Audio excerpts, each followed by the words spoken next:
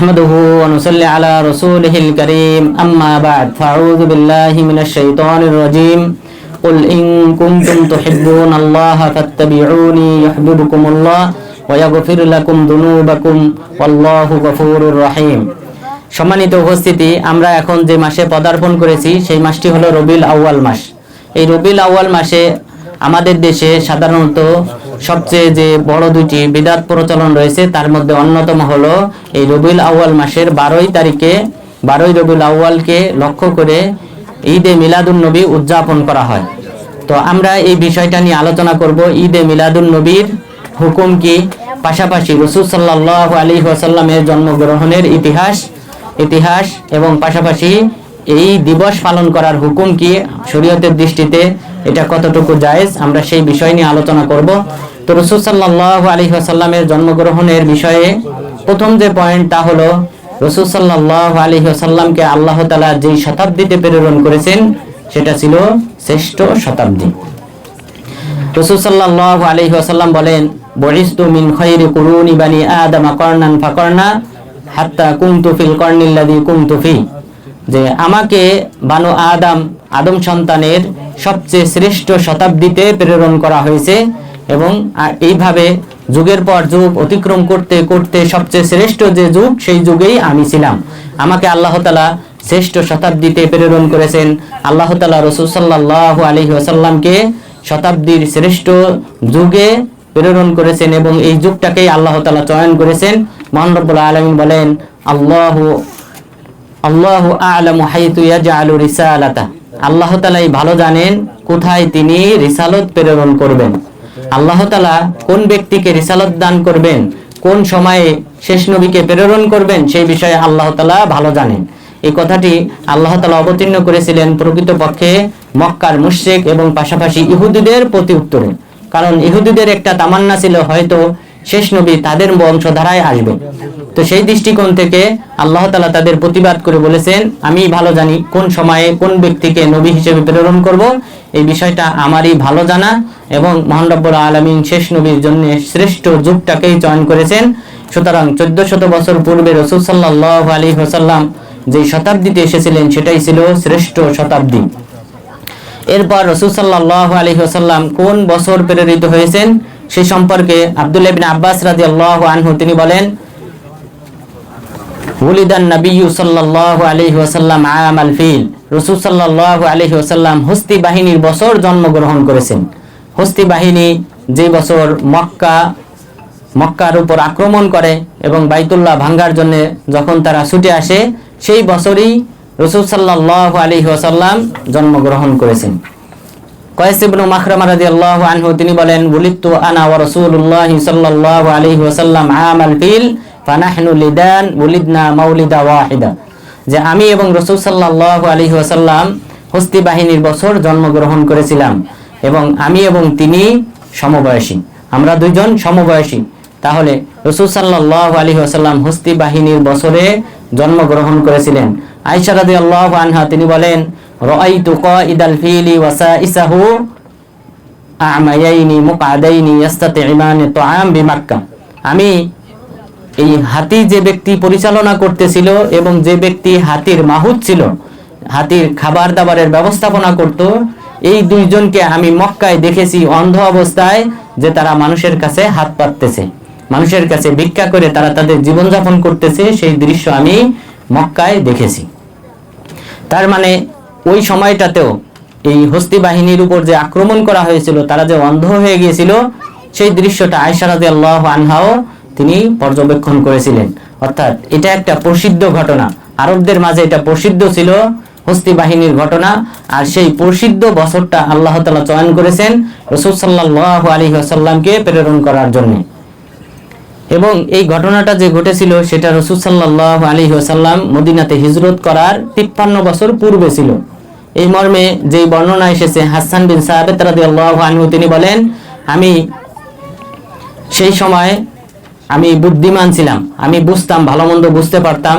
তো আমি দেখলাম একদা এক ইহুদি সে তার দুর্গ থেকে মানুষদেরকে আহ্বান করে বলতেছে, ইয়া মাশারাল ইয়াহুদ ইন্না নাজমা আহমাদ তালা আল লাইলা, যে হে ইহুদি সম্প্রদায়, তোমরা জেনে রেখো আহমদ নামে সর্বশেষ যেই নবী আসবেন সেই নবীর তারকা আকাশে আজ উদিত হয়েছে।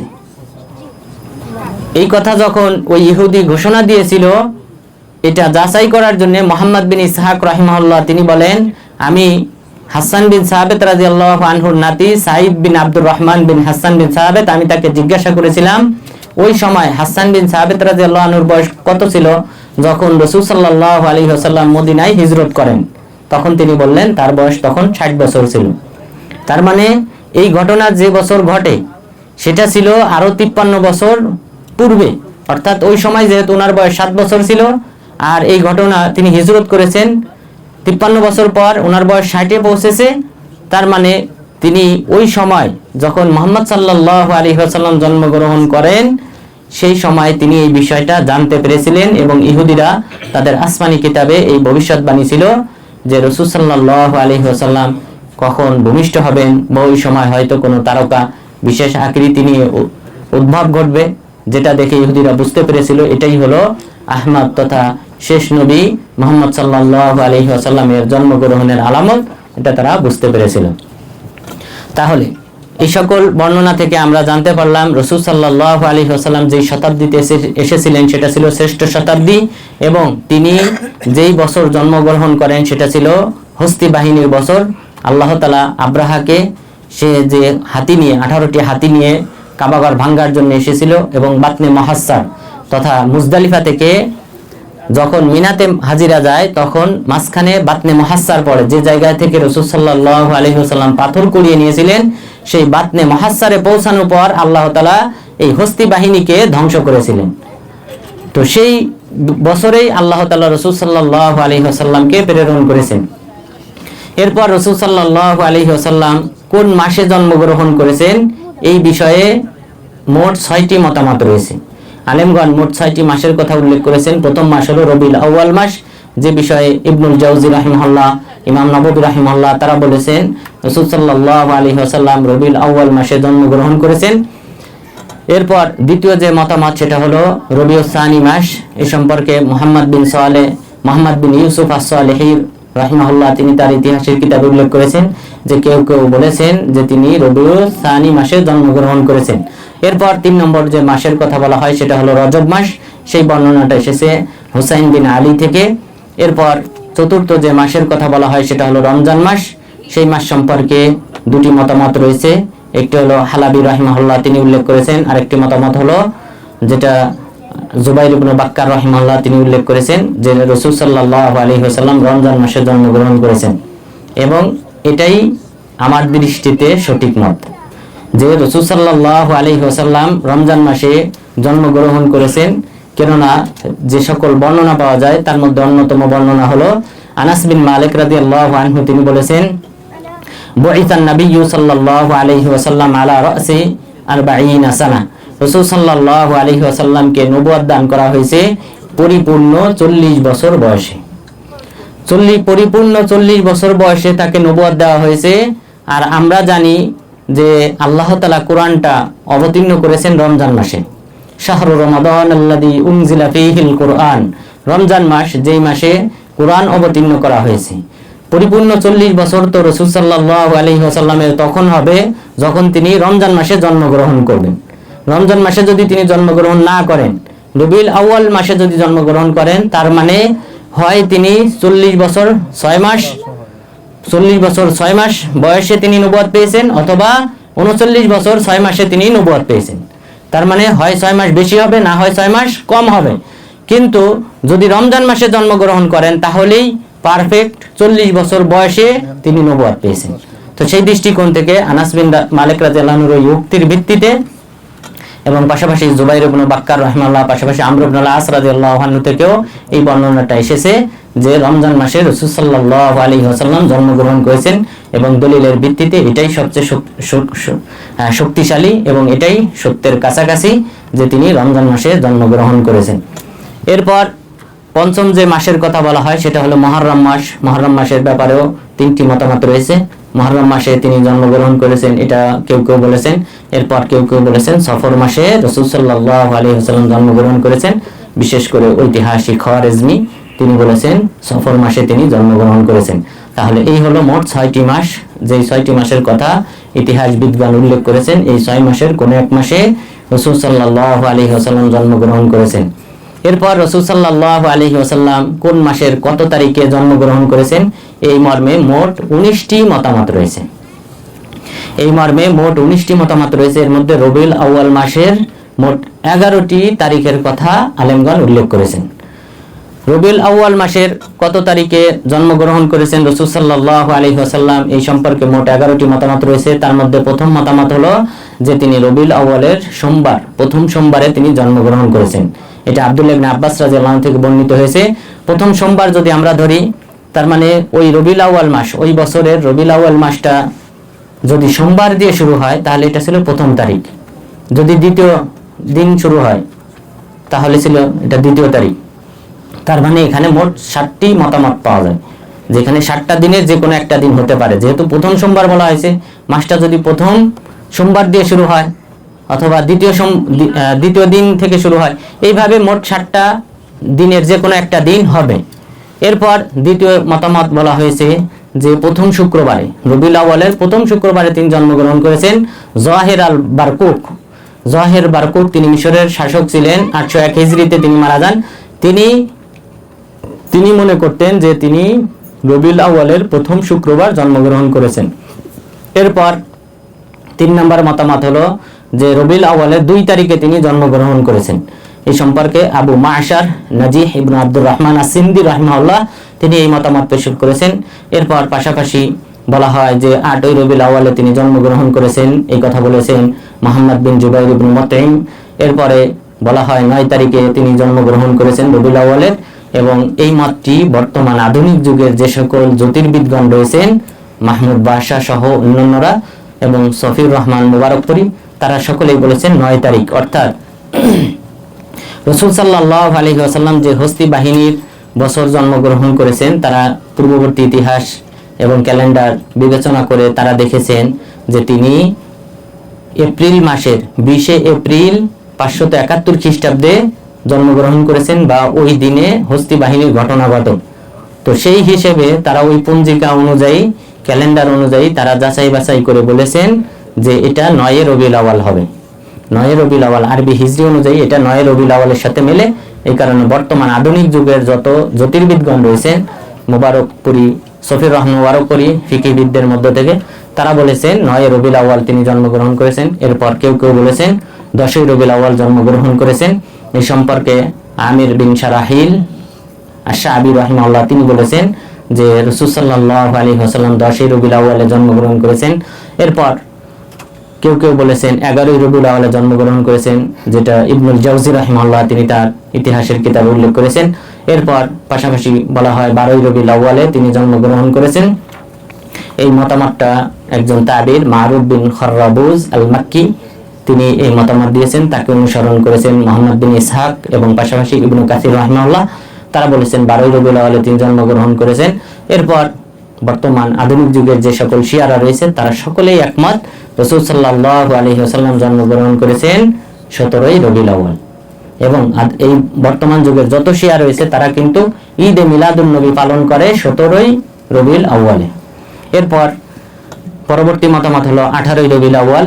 এটাও বর্ণিত হয়েছে জাবের বিন আব্দুল্লাহ রাদিয়াল্লাহু আনহু এবং পাশাপাশি আব্দুল্লাহ বিন আব্বাস রাদিয়াল্লাহু আনহু থেকে। তবে এই যে সাহাবাদের যে নাম আমরা বলতেছি, এটার মানে এই না যে সহিহ সনদে বর্ণিত হয়েছে, অর্থাৎ ওনাদের উক্তি হিসেবে উল্লেখ করেছে বিভিন্ন ঐতিহাসিকগণ, কিন্তু তারা সনদ ছাড়া উল্লেখ করেছেন। যদি সনদের মাধ্যমে সাব্যস্ত হতো জমক সাহাবী বলেছেন এই তারিখ, তাহলে তো আমরা সেটাই গ্রহণ করতাম, কিন্তু তারা সনদ ছাড়া উল্লেখ করেছেন। এরপর রবিউল আউয়াল সম্পর্কে সর্বশেষ যে 11তম মতামত, সেটা হলো যে 21 অথবা 22 রবিউল আউয়ালে তিনি জন্মগ্রহণ করেছেন। 21 অথবা 22 রবিউল আউয়ালে তিনি জন্মগ্রহণ করেছেন, এটা ইবনে হাজম রাহিমাহুল্লাহ তিনি উল্লেখ করেছেন তার ইতিহাসের কিতাবে। এরপর পরবর্তী যে মতামত তা হলো রবিউল সানি মাসে তিনি জন্মগ্রহণ করেছেন। কত তারিখে এটা কোনো আলেমই উল্লেখ করেন নাই, কিন্তু এই বিষয়টা উল্লেখ করেছেন মুহাম্মদ বিন ইউসুফ আস-সালিহি রাহিমাহুল্লাহ। এরপর কেউ কেউ বলেছেন রজব মাসের 27 তারিখে তিনি জন্মগ্রহণ করেছেন। এটা হুসাইন বিন আলী থেকে বর্ণিত হয়েছে। এরপর কেউ কেউ বলেছেন রমজান মাসে জন্মগ্রহণ করেছেন। রমজান মাসের ব্যাপারে দুটি মতামত রয়েছে। একটি হলো যে 8ই রমাদান, এটা উল্লেখ করেছেন আবুল ফারাজ আলী বিন ইব্রাহিম আল হালাবি রাহিমাহুল্লাহ। এরপর পাশাপাশি 12ই রমাদানে রাসূল সাল্লাল্লাহু আলাইহি ওয়াসাল্লাম জন্মগ্রহণ করেছেন, এটা বর্ণিত হয়েছে আমর ইবনুল আস, আব্দুল্লাহ ইবনে আমর ইবনুল আস রাদিয়াল্লাহু আনহু এবং পাশাপাশি জুবাইর ইবনে বাক্কার রাহিমাহুল্লাহ, ওনার থেকে এটা বর্ণিত হয়েছে। এরপর মুহররম মাসে রাসূল সাল্লাল্লাহু আলাইহি ওয়াসাল্লাম জন্মগ্রহণ করেছেন। এই মর্মে মোট 3টি তারিখের কথা উল্লেখ করা হয়েছে। প্রথমটি হলো 5ই মুহররম।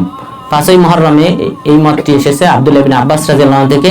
এরপর 10ই মুহররম অর্থাৎ আশুরার দিন জন্মগ্রহণ করেছেন, এটা মুহাম্মদ বিন ইউসুফ আস-সালেহি তিনি উল্লেখ করেছেন। এরপর পাশাপাশি 25শে মুহররমে জন্মগ্রহণ করেছেন, এই বিষয়টাও মুহাম্মদ বিন ইউসুফ আস-সালেহি তিনি উল্লেখ করেছেন। এরপর সফর মাসের বিষয়টা খাওয়ারিজমি রাহিমাহুল্লাহ তিনি উল্লেখ করেছেন, কিন্তু কত তারিখে সেটা তিনি উল্লেখ করেন নাই।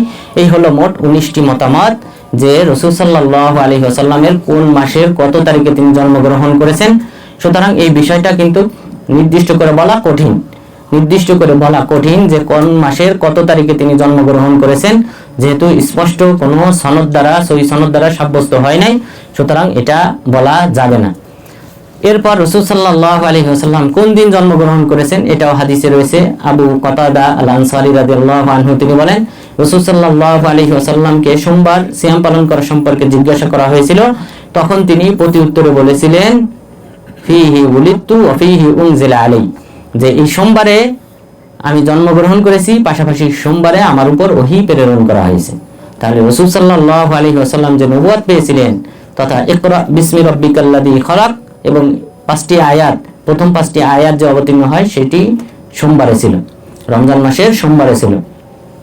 তাহলে এখানে একটা কারণ উল্লেখ করা হয়েছে, আরো একটা, তাহলে এখানে 2টি কারণ উল্লেখ করা হয়েছে সোমবারে সিয়াম পালন করার ব্যাপারে। আরেকটা কারণ উসামা ইবনে যায়েদ রাদিয়াল্লাহু আনহু যখন প্রশ্ন করেছিলেন তখন তিনি বলেছিলেন যালিকা ইয়াওমান তুরাদু ফীহিমা আমাল ইলা রাব্বিল আলামিন ফাউহিব্বু আইয়ুরাদা আমালি ওয়া আনা সাইম, যে বৃহস্পতিবার এবং সোমবারে আমি সিয়াম পালন করি, কেননা এই দিনে আল্লাহ তাআলার কাছে বান্দাদের আমলনামা পেশ করা হয়, আমি পছন্দ করি আমার আমলনামা যেন সিয়াম পালন করা অবস্থায় পেশ করা হোক। তাহলে এখানে আমরা 3টা কারণ জানলাম যে সোমবারে কেন তিনি সিয়াম পালন করতেন। তার মধ্যে একটি হলো যে ওই দিনে তিনি জন্মগ্রহণ করেছেন। তাহলে আমরা মোটামুটি শতাব্দী সম্পর্কে জানলাম, উনি যে শতাব্দীতে এসেছিলেন সেটা শ্রেষ্ঠ শতাব্দী, এবং তিনি কোন বছর জন্মগ্রহণ করেছেন সেটাও জানলাম যে হস্তি বাহিনীর বছর, এবং কোন মাসে জন্মগ্রহণ করেছেন এই বিষয়ে আমি ব্যক্তিগত মতামত উল্লেখ করলাম যে এটা হওয়ার সম্ভাবনা রমজান মাস, এবং কত তারিখে জন্মগ্রহণ করেছেন এই মর্মে মোট 19টি মতামত রয়েছে, সুতরাং এটা নির্ধারণ করা আমাদের পক্ষে সম্ভব না। এরপর কোন দিন জন্মগ্রহণ করেছেন সেটা নির্দিষ্ট, সেটা হলো সোমবারে তিনি জন্মগ্রহণ করেছেন।